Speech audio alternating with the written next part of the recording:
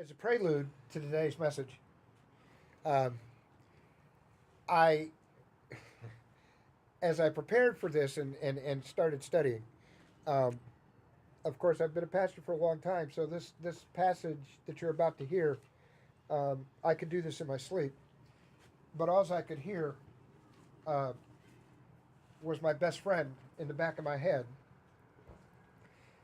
saying to me,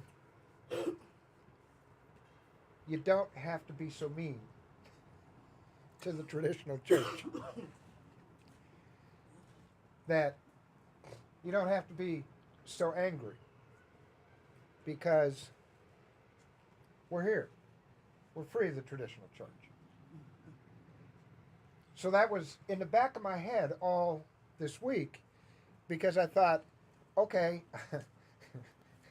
Lance, you're going to go home from this sermon unhappy because that's the way this hits me, is because Jesus was talking to the religious leaders.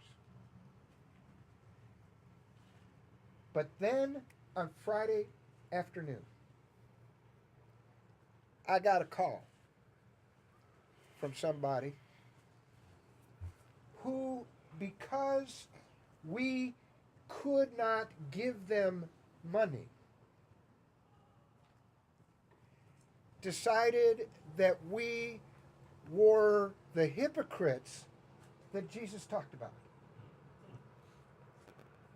I want you to know that in that moment, the message changed.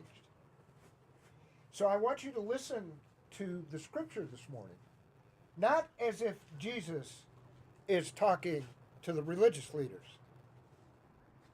As much as this may be uncomfortable, as much as it might hurt, I want you to listen to these words from Jesus as if he is talking to you. So here we go. Matthew 23. Now Jesus turned to address his disciples, along with the crowd that had gathered with them. The religious scholars and the Pharisees are competent teachers of God's law. You won't go wrong in following their teachings on Moses. But be careful about following them. They talk a good line, but they don't live it. They don't take into their hearts and live it out in their behavior. It's all spit and polish veneer. Instead of giving you God's law as food and drink by which you can banquet on God, they package it in bundles of rules, loading you down like pack animals. They seem to take pleasure in watching you stagger under these loads and wouldn't think of lifting a finger to help. Their lives are perpetual fashion shows, embroidered prayer shawls one day and flowery prayers the next. They love to sit at the head table at church dinners, basking in the most prominent positions, preening in radiance of public flattery, receiving honorary degrees and getting called doctor and reverend. Don't let people do that to you, put you on a pedestal like that. You all have a single teacher. You all are classmates. Don't set people up as experts over your life. Let me read that again. All right now. Don't set people up as experts over your life, letting them tell you what to do, saving the authority for God. Let God tell you what to do. No one else should carry the title Father. You only have one Father, and that is in heaven. And don't let people maneuver you into taking charge of them. Would you like to hear that verse again? Don't let people maneuver you into taking charge of them. There is only one life leader for you and them, the Christ. Do you want to stand out? Then step down. Be a servant. If you puff yourself up, you'll get the wind knocked out of you. But if you're content to simply be yourself, your life will count for plenty. Now, I told you all to listen to that as if Jesus was talking to you. So if the shoe fits. And I also did something, because Lance made me nervous. I actually wrote some things that I wanted to start to say this morning so that I don't get it wrong. And I'm going to start by telling you that the politicians in Washington, as well as those in the state of Georgia, are what we would have been called in the scripture the Pharisees. They play the gotcha game to perfection. To make matters worse, the news media feeds on it. And not only does the media feed on it, but they feed it to us, hoping for a national scandal to make themselves appear relevant. You need to hear that again. These various political events are a fitting context for what you just heard, because you see, it is all of us. Listen to what Jesus said about these politicians in his days that were called the Pharisees. They tie up heavy loads and they put them on people's shoulders, but they themselves are not willing to lift a finger to move them. Now, what did Jesus mean? Simply this: the Pharisees, i.e., Congress, makes the law. They demand that the common person follow those laws, but they themselves find ways to get around it. Now, I want to tell you something. Remember, Jesus is talking to you. So if you have expectations of your neighbor and then you find ways to get around it yourself, thank you.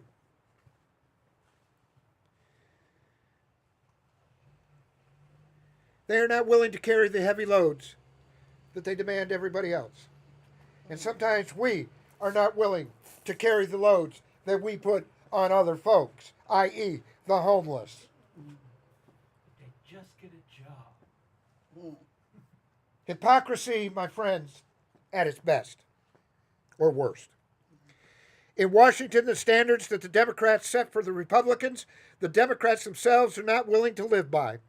And the standards that the Republicans set for the Democrats, they themselves are not willing to live by. Why? Because if you let down your guard for one moment, admit that you're wrong, your political opponents will seize the opportunity and go for the kill. I found a story about Prince Philip, who was toasted at a banquet once with 2 lines from a poet named John Dryden. And the lines were this. They were in regard to Philip. A man so various that he seemed to be not one, but all of mankind's epitome. Well, that sounds like a really nice line, doesn't it? He's everything to everybody, right? And Philip, Prince Philip, God love him, he loved that line. So he looked up the poet and read the rest of the poem, which you are about to hear now. Stiff in opinions and always in the wrong. Was everything by starts and nothing long. But in the course of one revolving moon was a chemist, fiddler, statesman, and buffoon.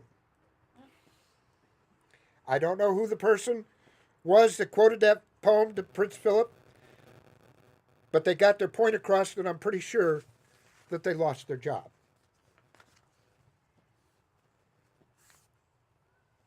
If you heard this message as Jesus talking to you, where do you fit?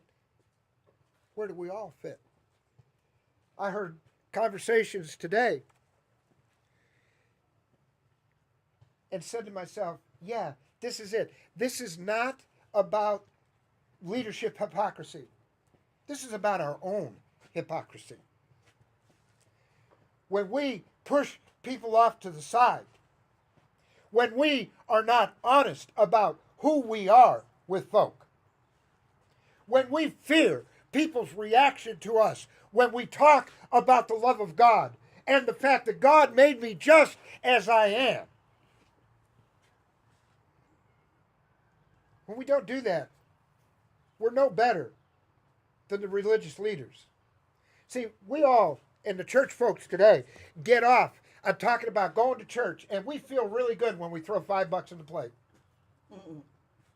We feel real good when we bring, the shampoos or whatever it is we do for the homeless. However, the thing that I got to tell you is, where are the volunteers to get that stuff ready to go? Amen. Where are the volunteers going to be to work the Christmas tree sale? Now, I know that we're small, and I know that I am probably, at this point, preaching to the choir. But remember the setup of this message. Jesus is talking to you. If the shoe fits, wear it. And by the way, just so we're clear, Pastor's not making any judgments. It is what it is. I can't tell you how many excuses I hear in my office all week. Only you can deal with that.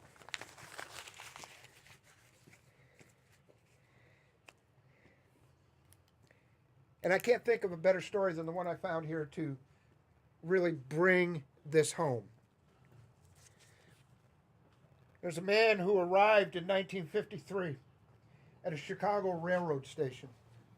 He was there to receive the Nobel Peace Prize. He stepped off the train. He was a tall guy with bushy hair and a big mustache. And the cameras were flashing, and the city officials were there, approached him with outstretched hands to meet him and greet him, and he thanked them very politely. And then he excused himself for a moment.